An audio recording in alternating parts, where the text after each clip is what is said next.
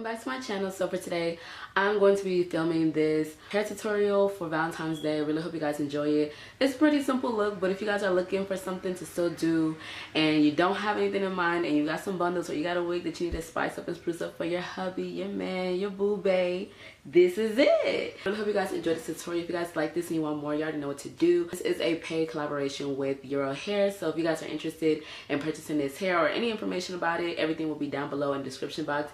And don't forget to check out my previous video on how to get that lace closure popping and looking like a frontal, because as you can see, the girl did that, right?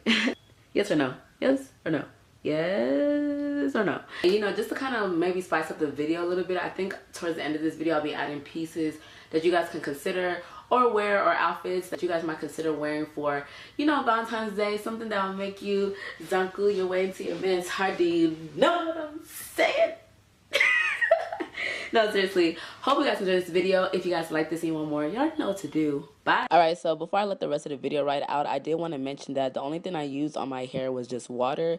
Originally, when I had first did this hairstyle from my previous video with the Yiroo hair, is I just co-washed it with Aussie conditioner and I put Flexi Wash straight in right afterwards. So you can just use water and your desired choice of leave-in conditioner to achieve this look and these curls.